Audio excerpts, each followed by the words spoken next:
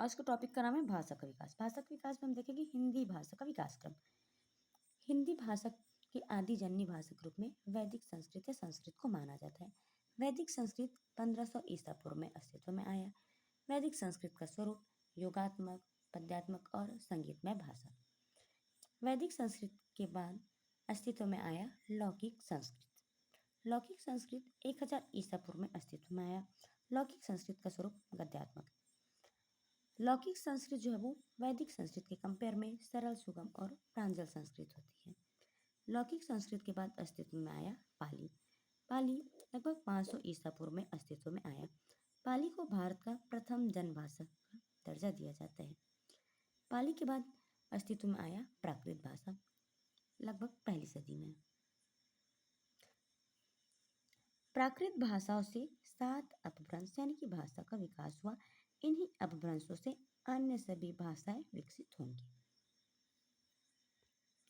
अगर हम देखें वर्तमान में भी जितनी भी भाषा है यानी कि अन्य सभी भाषाएं उसके मदर के रूप में हम अपभ्रंश को मान सकते हैं। और अपभ्रंश का विकास प्राकृत भाषा से हुआ है। मतलब कि अपभ्रंश का मदर हुआ प्राकृत भाषा।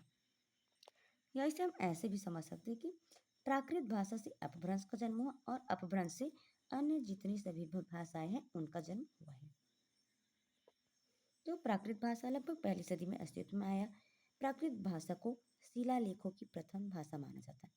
अशोक का शिलालेख प्राकृत भाषा ब्राह्मी लिपि में लिखा मिलता है। प्राकृत भाषा से अपभ्रंश का विकास हुआ लगभग 10वीं सदी में। अपभ्रंशों की संख्या 7 है।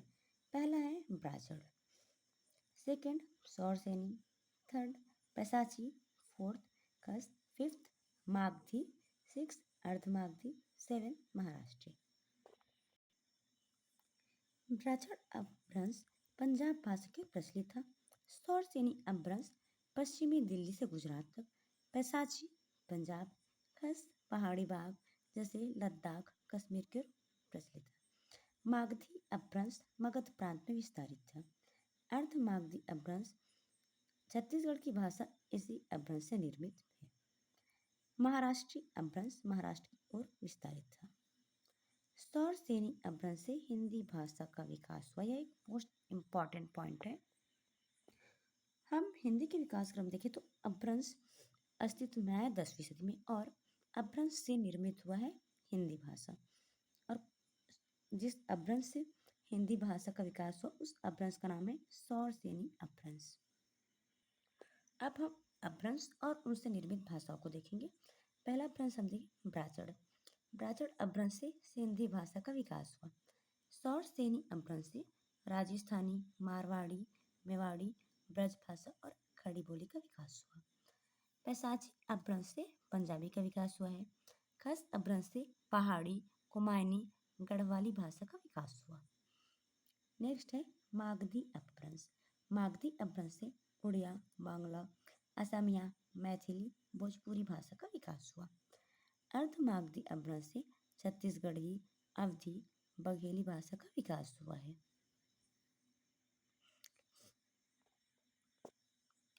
छत्तीसगढ़ी, अवधी और बघेली भाषा का विकास एक ही अपभ्रंश यानी कि अर्धमागधी अपभ्रंश होने के कारण इन तीनों भाषाओं को सहोदरा या जुड़वा बहन की संज्ञा दी जाती है। नेक्स्ट अपभ्रंश है महाराष्ट्री। महाराष्ट्री अपभ्रंश से मराठी और कोंकणी भाषा का विकास हुआ। सौरसेनी अपभ्रंश से खड़ी बोली का विकास हुआ है। खड़ी बोली को हिंदी भाषा का मानक स्वरूप माना जाता है। संस्कृत का वह सबसे निकटतम भाषा जो हिंदी के वर्तमान स्वरूप में प्रचलित है वह भाषा है खड़ी बोली। खड़ी बोली टकसाली हिंदी को कहा जाता है। इन 7 अपभ्रंशों के विस्तार क्षेत्र को हिंदी भाषी क्षेत्र कहा जाता है। इन क्षेत्रों को मूलतः हिंदी भाषा का विकास का क्षेत्र माना जाता है। इन क्षेत्रों को पूर्वी हिंदी और पश्चिमी हिंदी में विभाजित किया गया है। पूर्वी हिंदी में आता है मागधी, अर्धमागधी और पश्चिमी हिंदी में सौरसेनी। हिंदी पर पश्चिमी हिंदी का सर्वाधिक प्रभाव माना जाता है।